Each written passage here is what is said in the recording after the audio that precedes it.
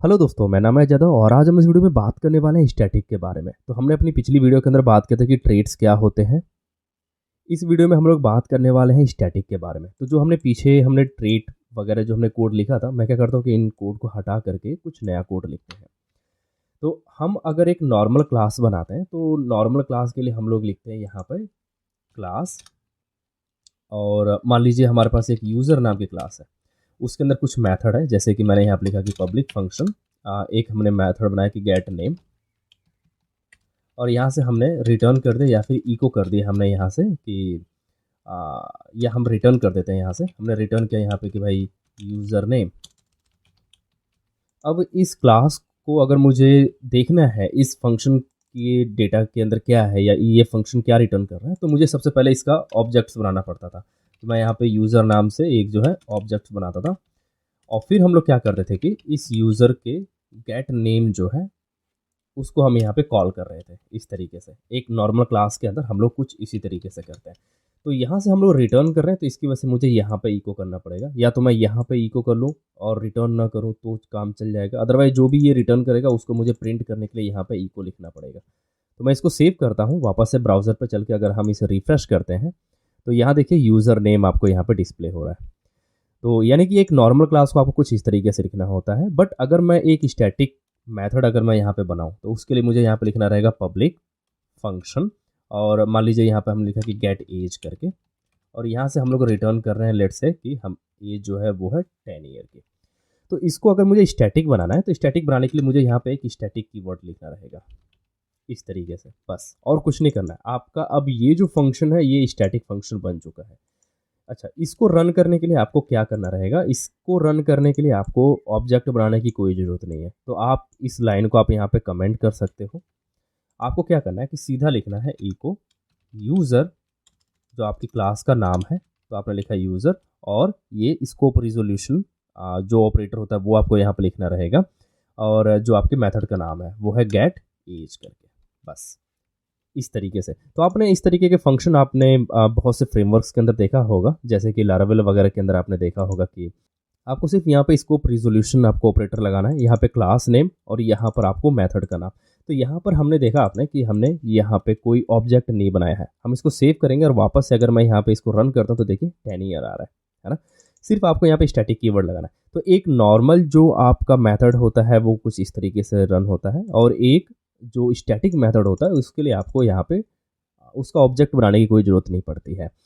एक चीज़ और, अगर मैं यहाँ पे जैसे कि मैंने इसको भी अगर मैंने इस स्टैटिक बनाना है तो मैं भी यहाँ पे सिर्फ एक स्टैटिक कीवर्ड डाल दूंगा, और फिर मैं इसको डुप्लीकेट कर लेता हूँ, और यहाँ पे मैं लिख सकता हूँ कि भाई गेट नेम करके। इस तरीके से मैं इसको सेव करूँगा, और यहाँ पे अगर मैं इसको रिफ्रेश करूँगा देखिए 10 यूज़र नेम इस तरीके से आ रहा है। ओके, इसको कमेंट कर देते हैं। मैं चाहता हूँ कि यहाँ पे ये जो मेथड मेरा गेट इज, इसको मैं इस मेथड के अंदर कॉल करना चाहता हूँ। तो उसके लिए मुझे क्या लिखना रहेगा? यहाँ पे मैं जैसे कि यहाँ पे एक स्पेस ले लेते हैं और यहाँ पे लगाते हैं डॉट। यहाँ पे आपको लिखना रहेगा सेल्फ स्कोप रिजोल्यूशन और फिर गेट एज करके, इस तरीके से। बस आप इसको सेव करेंगे और गेट नेम की जगह पे आप देखेंगे, अभी मैं इसको करता हूँ रिफ्रेश, तो देखिए यूज़र नेम और फिर यहाँ पे जो उसकी एज है आप यहाँ पे लिख सकते हैं एंड एज। इस तरीके से आप इसको सेव करें, और यहाँ पे अगर आप रिफ्रेश करेंगे तो देखिए यहाँ पे जो कंटेंट आ रहा है वो आपका जो गेट एज है उसके यहाँ से आ रहा है। तो यहाँ पे आप सेल्फ कीवर्ड का आप लगाएंगे अगर आप क्लास के अंदर ही उसी मेथड को अगर आप एक्सेस करना चाहते हैं तो। अच्छा, जो एक नॉर्मल मेथड होता है उसके लिए आप क्या लिखते हैं? उसके लिए आप यहाँ पे लिखते हैं दिस, इस तरीके से, राइट। बट एक स्टैटिक मेथड के लिए आपको यहाँ पे सेल्फ लगाना पड़ेगा। ओके, ठीक है, इसको अभी कमेंट कर लेते हैं, एक और क्लास बना लेते हैं। जैसे कि मैंने क्या किया कि एक और मैंने क्लास बना लिया यहाँ पे क्लास पोस्ट करके। अब मैं चाहता हूँ कि इसके अंदर एक और फंक्शन हो, तो मैंने यहाँ पे लिखा पब्लिक फंक्शन। मैंने यहाँ पे फंक्शन का नाम लिख दिया लेट्स से ऑल पोस्ट्स, और मैं यहाँ से रिटर्न कर रहा हूँ लेट्स से यूज़र पोस्ट्स करके, ठीक है। ऑल पोस्ट हो गया।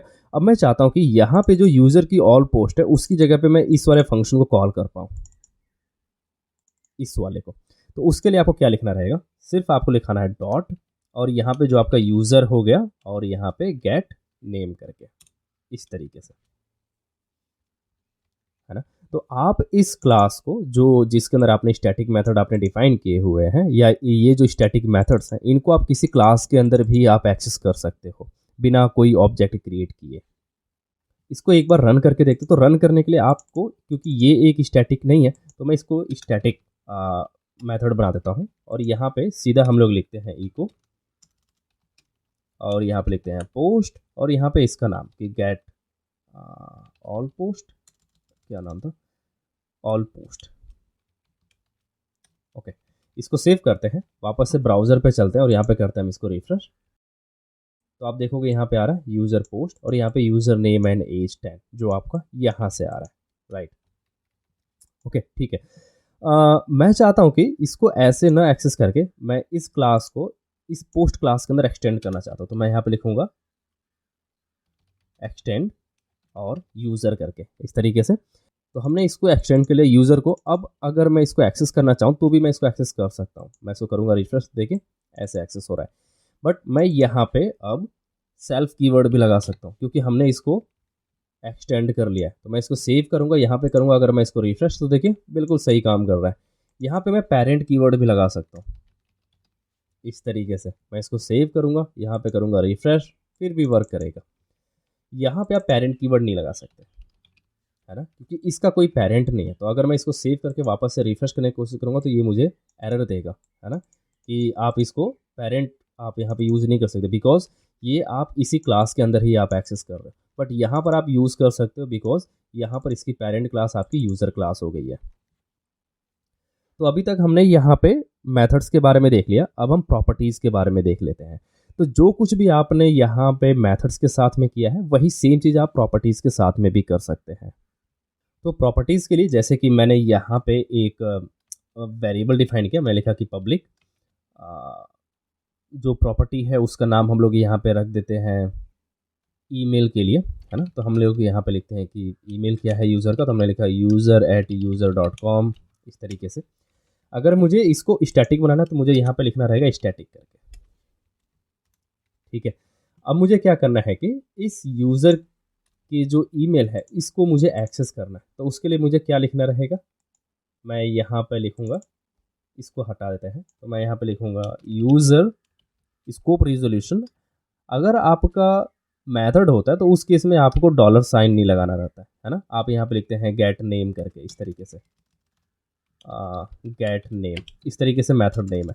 बट अगर आपको इसकी प्रॉपर्टीज़ को अगर आपको एक्सेस करना है, जैसे कि इस केस में हम लोग मेल को एक्सेस कर रहे हैं, तो उसके लिए आपको यहाँ पे लिखना रहेगा डॉलर सिंबल और यहाँ पे ईमेल करके।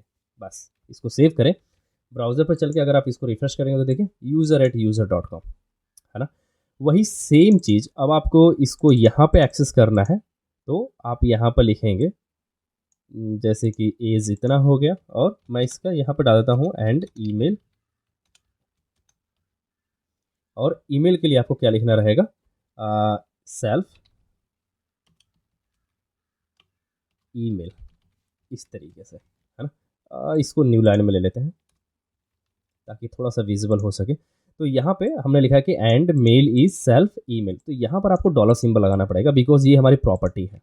अब अगर मैं गेट नेम अगर मैं यहाँ पे एक्सेस करना चाहूँ इस तरीके से, मैं इसको सेव करूँगा और यहाँ पे अगर मैं रिफ्रेश करूँगा तो देखिए user name and age 10 and email इतना, राइट।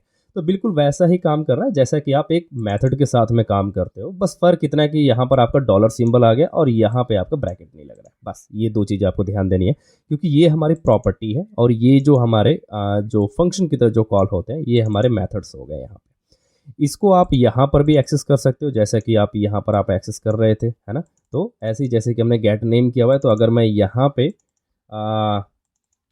ऑल पोस्ट अगर मैं एक्सेस करना चाहूँ यहाँ पे पोस्ट के हिसाब से, तो मैं इसको एक्सेस कर पाऊंगा। मैं इसको सेव करूँगा और यहाँ पे करूँगा रिफ्रेश, तो देखिए user post, user name, age, email सब कुछ आ गया, राइट। चूँकि मैं इसको एक्सटेंड कर रहा हूँ पोस्ट क्लास के अंदर इस पेरेंट को, तो मैं इसके मेथड को डायरेक्टली एक्सेस भी कर सकता हूँ। तो पोस्ट के थ्रू अगर मैं गेट एज अगर मैं देखना चाहूँ तो भी मैं देख सकता हूँ। मैं इसको सेव करूँगा, यहाँ पे करूँगा रिफ्रेश, तो देखिए 10 आ रहा है ना, क्योंकि मैं इसको यहाँ पे एक्सटेंड कर पा रहा हूँ। आई होप कि आपको स्टैटिक के बारे में काफ़ी हद तक आइडिया आ गया होगा कि आप स्टैटिक कीवर्ड का आप कैसे यूज़ कर सकते हैं अपने क्लास के अंदर। तो इनका यूज़ कहाँ हम लोग कर सकते हैं मेनली, जैसे कि कुछ आप फंक्शन ऐसा बनाना चाहते हैं जो ग्लोबली फंक्शन है, जो आपके पूरे प्रोजेक्ट के अंदर यूज़ होता है। तो इस केस में आप स्टैटिक फंक्शंस वगैरह क्रिएट कर सकते हैं जो आपके प्रोजेक्ट को काफ़ी हेल्पफुल रहेंगे, कहीं से भी आप उसको एक्सेस कर पाओगे। आई होप कि आपको वीडियो अच्छी लगी होगी। यदि इसी वीडियो को क्वेश्चन आपके मन में तो आप कमेंट सेक्शन में लिखिए, मैं उसके जो जवाब दूंगा। मिलते हैं अगली वीडियो में, तब तक के लिए बाय बाय।